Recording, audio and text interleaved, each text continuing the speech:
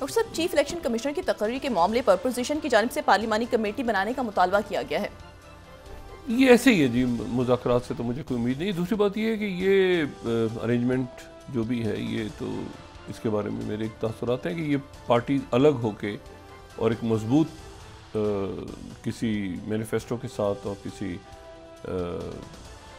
Proper elections के through आए सामने, तो वो ज़्यादा मुनासिब है। ये तो एक ऐसी अरेंजमेंट है और वो डिलीवर भी नहीं कर पा रहा, इनको खुद भी पता है। वो मुज़ाकरात आगे पीछे 2-2.5 साल 3 साल काफ़ी होते हैं कौमों की सियासत में और उनकी किस्मत पे। अब अगर यहाँ पर यही सिलसिला इतने अरसे से चला हुआ, ये ज़्यादा चल नहीं सकता। ये बाइडन दौर का प्रोजेक्ट है और उस वक्त हालात दूसरे थे। अब दुनिया बिल्कुल तब्दील हो चुकी है और नए ख्यालात, नई सोच, नए मामला सामने आ रहे हैं। तो ठीक है, उस ज़माने में ज़ेलेंस्की भी थे, उस ज़माने में और भी बहुत सारे मामलात थे। वो वक्त के साथ साथ फिर तब्दील हो जाती हैं, रियासतें आगे निकलती हैं, मुल्क आगे निकलते हैं। तो ये जो है, ये इस मौजूदा जो सिनेरियो है पूरी दुनिया का, ये मैं अमेरिका के साथ लिंक नहीं कर रहा, पूरी दुनिया के सिनेरियो के साथ ये अरेंजमेंट नहीं चल पा रहा। चाहे वो चाइना हो, चाहे वो सारा मामला जो है वो किसी एक अदारे या किसी एक तरफ हम नहीं डाल सकते ना, पूरा मुल्क है और सबको अपनी जिम्मेदारी उठानी। सिक्योरिटी फोर्सेस, सिक्योरिटी, आप देखें ना, सिक्योरिटी क्राइसिस पैदा होता है, वो फिर जिरगा होता है, फिर ये होता है, वो निपटा रहे हैं। अदालतें जो है उनको अपना काम करना है। इसी तरह जो आपके काबरीन बैठे हैं पोलिटिकल, उनको देखना है ना कि भाई आगे कैसे चैलेंजेस आ रहे हैं, तो मईशत ने किस रुख पे जाना है, ये जो तब्दीलियाँ आ रही हैं। अच्छा, इस तब्दीली आप ये देखें ना, शुरू के 20-25 दिन, 20-25 भी नहीं, 15 दिन आप काउंट करें ना, 1 जनवरी से लेके ये साल आप काउंट करें, इसके 15 दिन हुए अभी। 15 दिन में क्या क्या हुआ है, आप जरा 15 दिन की लिस्ट बना लें। कैलिफोर्निया की आग, जो कि एक कुदरती आफत है जिसको जो अभी तक नहीं बुझ पा रही। Canada, Greenland, gulf of Mexico, बरतानिया की हुकूमत, जर्मनी की हुकूमत, फ्रांस, प्यूटिन के साथ मुलाकात। ठीक है, आप जरा इवेंट्स देखें कि इन दिनों में हुआ क्या क्या है। एक तो हुकूमत वैसे गिर गई ना कनाडा की, तो वो तो फूंक मारी तो वो वैसे ही मुस्ताफी हो गए।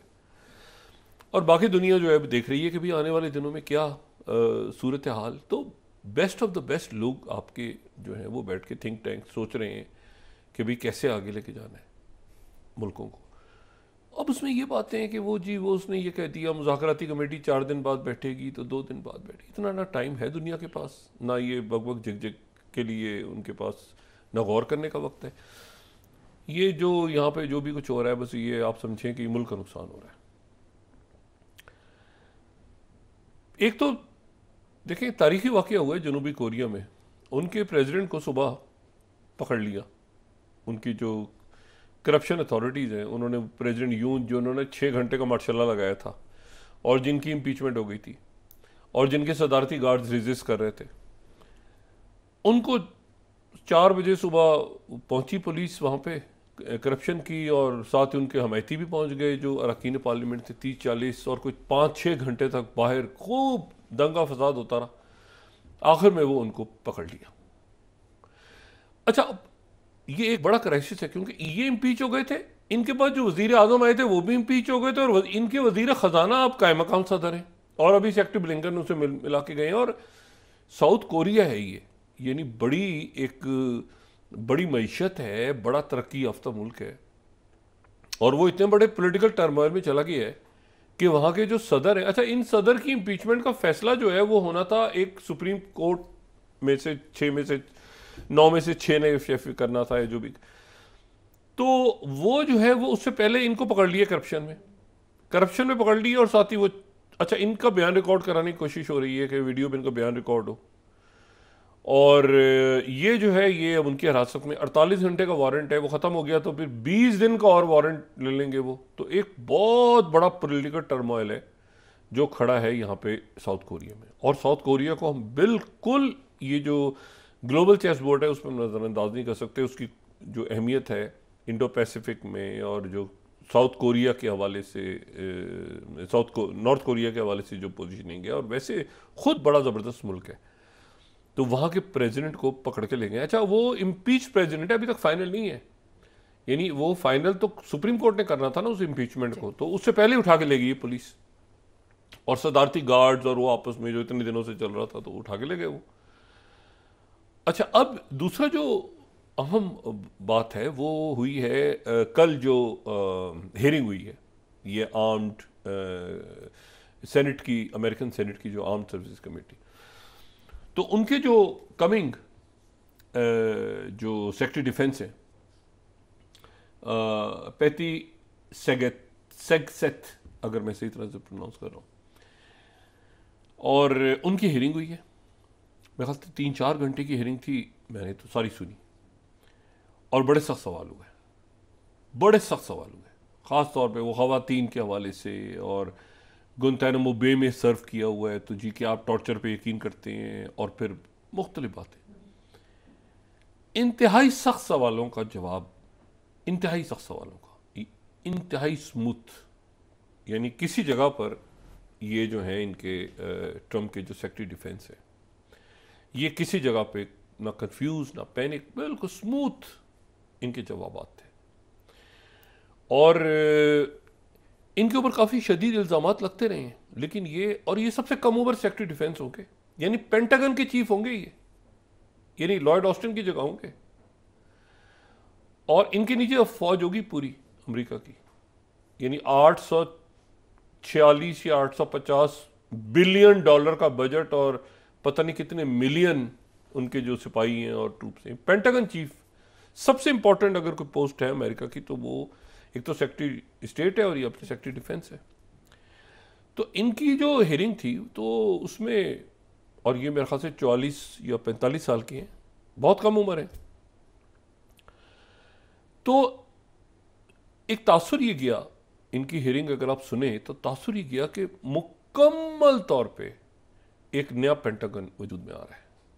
अगर आप इनकी हियरिंग को सुने बैठ के, या उसका आधा घंटा भी सुन लें, 3-4 घंटे की हियरिंग का आधा घंटा भी सुने बैठ के, और जो सवाल हो रहे हैं वो उनके जवाबात किस तरह हो रहे हैं, और पहले के भी इंटरव्यूज़ वगैरह देखें इनके, या जो लोग, तो आपको अंदाज़ा होगा कि बिल्कुल एक मुख्तलिफ पेंटागन वजूद में आ रहा है।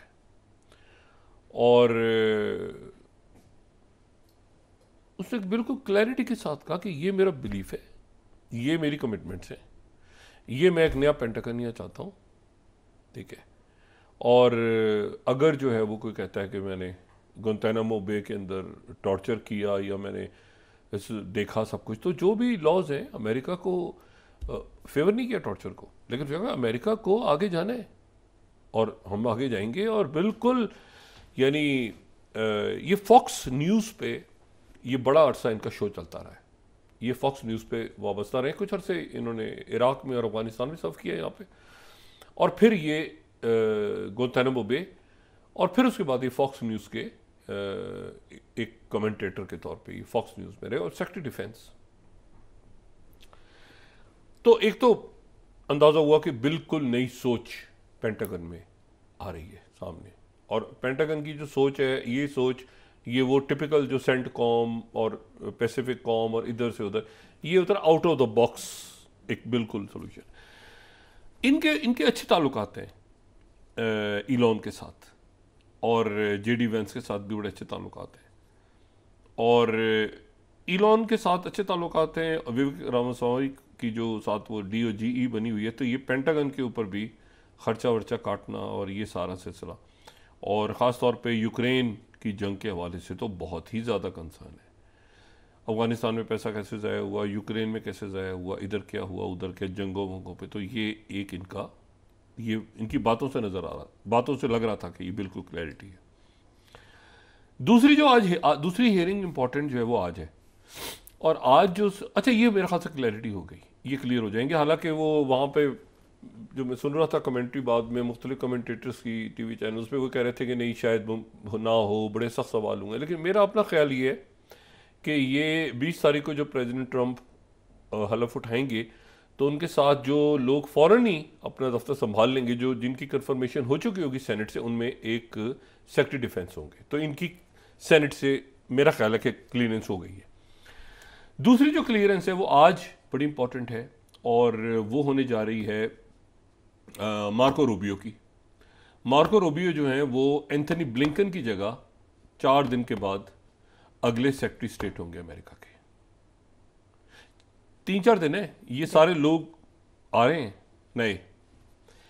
अच्छा, मार्को रूबियो जो हैं वो, उनकी अगर बायो देखें, हम पहले डिस्कस कर चुके हैं, लेकिन अगर उनकी हम बायो देखें जाके उस पर, जो उनकी सेनेट के हवाले से, ये 2011-12 से सेनेट में ही है, तीसरी दफ़ा सेनेटर ये मुंतखब हुए सेक्रेटरी स्टेट। इन्होंने बड़ा प्राउडली, ये भी बड़े यंग है, ये बड़े यंग, मैंने कहा यंग लोग, बाबूस गए, बाबूस मारे, बाबूस को उठा के फेंक दिया ट्रंप ने कचरे में। ये जो है इन्होंने बड़ा प्राउडली लिखा हुआ है, अगर आप पढ़े ना अर्ली लाइफ, देखिए ना, ये होता है प्रॉपर अमेरिका में। उसने अर्ली लाइफ में लिखा हुआ है कि ये एक गरीब घर में पैदा हुए, इनकी फैमिली जो है वो, इनके पेरेंट्स जो है इमिग्रेंट्स थे क्यूबा से, और दोनों काम करते थे, मजदूरी करते थे, किन हालात में तालीम हासिल की, किसी किस्म की शर्मिंदगी नहीं है इनको। मतलब ये ब्यूटी देखें आप, कि मैं वो फलाने लाट साहब का बच्चा हूं जी, और मैं फलाने की औलाद हूं, नहीं। इसने प्राउडली, मार्को रूबियो ने अपनी बायोग्राफी लिखी है, कहां से मैंने जन्म लिया, कहां पे मेरे पेरेंट्स थे, कहां से मैं उठा गया, आगे बढ़ा, पढ़ाई की, ये किया, वो किया। अच्छा, और प्राउडली पूरी अपनी बायो डाली हुई है, कितनी बड़ी बात है। अच्छा, वो जो है, जो उनके सेक्रेटरी डिफेंस आ रहे हैं, वो भी हार्वर्ड से, प्रिंसटन से वो पढ़े हुए, ये नहीं कि वो फॉक्स में ही रहे हैं सिर्फ, ना, वो हार्वर्ड, प्रिंसटन, डिग्रियां विग्रियां वो सारी, पूरा उधर तैयारी, इधर ये। और फिर जो तीसरी मेरे ख्याल से इम्पोर्टेंट आज है कंफर्मेशन, ये भी मेरे ख्याल से सेक्रेटरी स्टेट भी साथ खड़े होंगे ट्रंप के 20 तारीख को। और तीसरी जो है वो है जॉन रेडक्लिफ की, वो आज हेयरिंग है। अगर हमारे लोगों को कुछ वक्त मिला करे, हमारे आम लोगों को, तो इनकी इधर हेयरिंग सुना करें, बड़े बड़े मज़ेदार हेयरिंग्स होती हैं जिसमें कंफर्मेशन होती है ना, बड़ी इंटरेस्टिंग होती है। वो है CIA चीफ की भी आज है। तो ये CIA chief, secretary defence, secretary state, इन सब की जो हेयरिंग्स हैं वो ये कंफर्मेशन होती जा रही है। और ये सारी शख्सियत जो हैं ये अभी तेज़ी के साथ ये अपने ऑफिस से संभाल रहे हैं।